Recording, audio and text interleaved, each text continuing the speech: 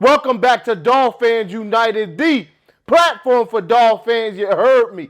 We back in the house.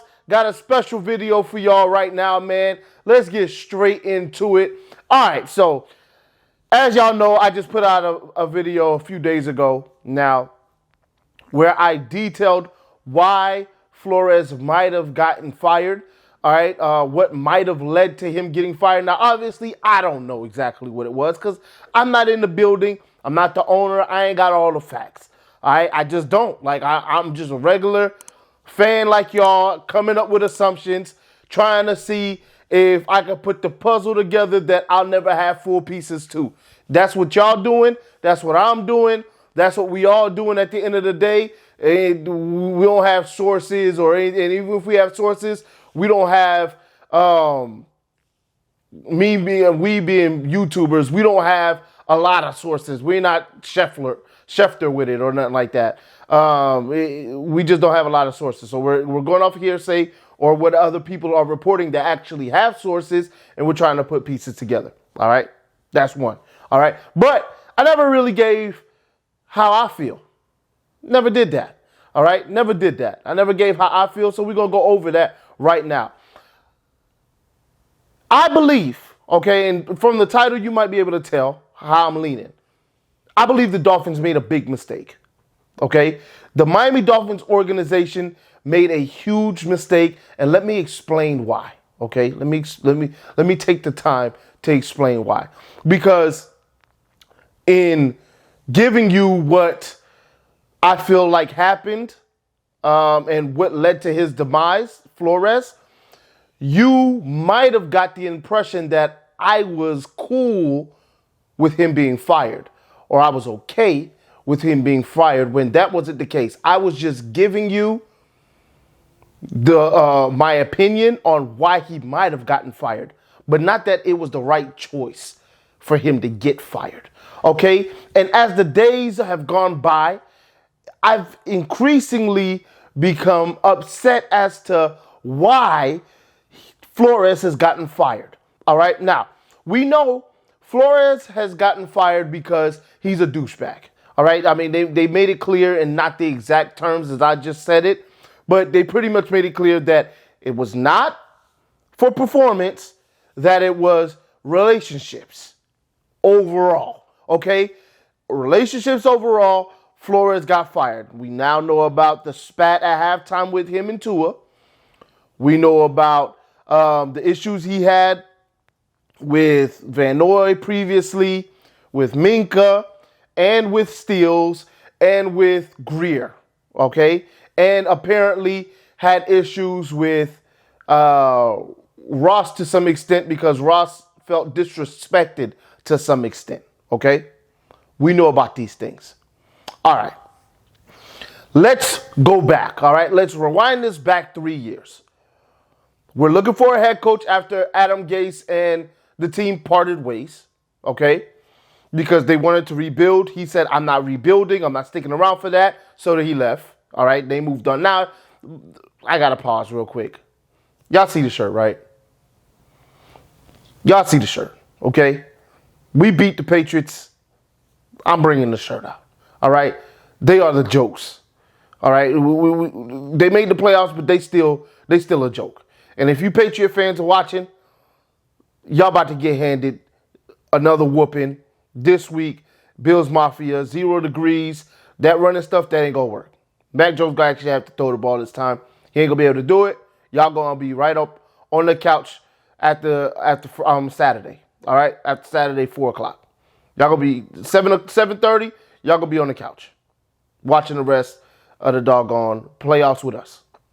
All right? Mafia, Bills Mafia, take care of business, man. It's easy work. Trust us, we know. All right, moving on. So let's rewind, all right? We were ready to hire a coach. They won the Super Bowl. Flores did well, came up with a great game plan, blase, blah, so on and so forth. They win the Super Bowl against the Rams. Flores is the new coach, all right? Now, why did they hire? Sorry, not fire. Why did they hire Flores? They wanted that Patriots way, okay? They wanted the Patriots way. They liked that he wasn't just a defensive coordinator, that he was on the offensive side. I think he coached tight ends or something, or wide receivers or something like that. He was a scout, all right, long background, all right, been with the organization, worked his way up, and been with the organization for a long time. Very smart, a leader of men, all these type of things. All right, that's why they hired him. That's why they hired him. Okay, that's it. Fast forward 3 years, 2 of the last 3 years, we're winning. All right, now it's not always pretty, but we're winning. Yes, the offense had problems, but the defense was stout. He shored up the run defense this year. Okay, run defense was a lot better than it's been, especially when Raekwon Davis came back, and that was a great pickup by him and Greer, all right, in draft. The team is disciplined, not as many penalties as we had under Gase. Still had some, but it wasn't as bad. Turnovers weren't as bad. The team found a way to win in the latter part of this year, and last year they were winning, and they were beating good teams last year. Come to find out, things we didn't really know. He's hard to deal with. Got a bit of a jerk side to him. Okay, a little bit of a passive aggressiveness to him too, because I remember the Steels thing, and Steels had a little bit of a problem with, I can't remember what rapper it was. I think it might have been Jay-Z, actually.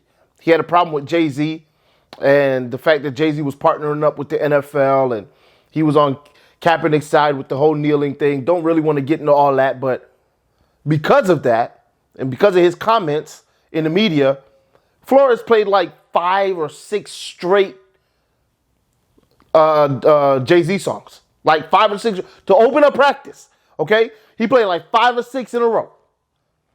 It might not have been that much. It could have been 3 in a row, but it was a few in a row, and I remember that vividly, that it was a few songs in a row to make a point to Kenny Stills, whatever point he was trying to make to him. All right? Kenny Stills didn't like that. A little bit down the road, he gets traded out of there, okay, to the Texans. We know that about Brian Flores. We know about, like I said, the spat and everything like that, right? With Tua and now having problem with Guerrero and everything. So now they fire him. They tell you why. Then Stephen Ross says, I don't even know really what coach I'm looking for yet. Because they asked him if he had a coach in mind. No, we're going to go through the process. It's not Jim. I'm Harbaugh. We're going to go through the process. Here's my problem. And this part is true, and this is something that happens every time a coach gets fired. The coach always gets fired for what they got hired for. Okay? It's always like that. You hire a defensive guru. And the defense is not performing up to task or up to par. He gets fired because of it. You hire an offensive guru. Offense stinks 2 or 3 years. He gets fired because of it. You hired Flores because you wanted him to change the culture. You wanted the Patriots way. You wanted the Patriots success. He's giving you that. You fired him for it. Okay? You fired him for it. It had nothing to do with him performing on the field or X's and O's. You fired the man because you wanted the Patriots way and you didn't know what that looked like. Obviously, because that's why you hired him. You found out what that looks like and now you don't like it. Okay? You find out that, oh man, the Patriots way means that you have a douchebag for a coach. Oh shoot, I don't like that. I wanted the Patriots way, but man, I didn't know it was going to be like this. So you fire him. You fire a coach because you are in your feelings about how he talks to you. All right? Think about that for a second. You as a coach and as a general manager Fire a head coach because you don't like how he talks. Not because of wins and losses. Okay? Now, like I said, I'm not going to count the first year against Flores. I'm not going to count the first year against him. I can't do that. In the last 2 years, he's gone 19-15. That's all I'm counting. I'm not counting anything against him that first year. In the last 2 seasons, Flores is 19-15. Why would you fire a coach that has been 19-15 the last 2 years? You don't. All right? You don't. Did he have problems with Tua? Yes, he did. All right? Did they have a little spat? Yes, they did. What happened the next week after that? Tua started anyway. Whose choice is it to start Tua against New England Patriots? Flores' choice. Why did Flores start Tua the next week? All right, after the spat. Why did Tua start the second half after the spat? Because Flores is trying to win games. All right, and he understands that he needs Tua in there to win games. Plain and simple. All right, that's what he was trying to do. Whether he put the best team around Tua or not, he's still trying to win games. All right, he doesn't like Tua or not, he's still trying to win games. He knows Brissett can't do it. He's got Tua in there to win games. Why does Tua not sit on the bench? All right, and just mope around because the coach talked to him some type of way? Is because he understands that although the coach talked to me some type of way, I got a job to do. All right. Although I don't like the coach and the way he talks to me, I got a job to do, and I'm going to have to do my job. Otherwise, I'm not going to be able to be here. All right. Or be able to play for any of the other 31 teams that are out there. I've got to make sure that I put some good stuff on tape, which he didn't. Put some good stuff on tape so that if I'm going to another team, that I'll have a chance to be a starter and not just a backup. Right. Tua doesn't like Flores. Eventually, he could have gotten over that. You fire a coach because he's a douchebag. You firing a coach because he's a douchebag makes absolutely no sense when that's the culture you're going after. Bill Belichick is a douchebag. I can remember watching a documentary about Tom Brady, and Tom Brady saying, man, I thought Belichick hated me my first couple of years here because all he did was scream at me, yell at me, and badmouth me. That's all he did. All right.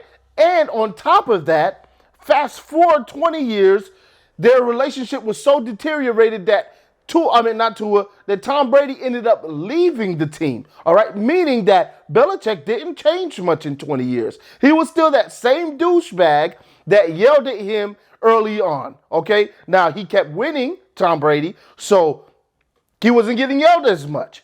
All right, he just wasn't getting yelled at as much. Flores is cut from the same exact cloth.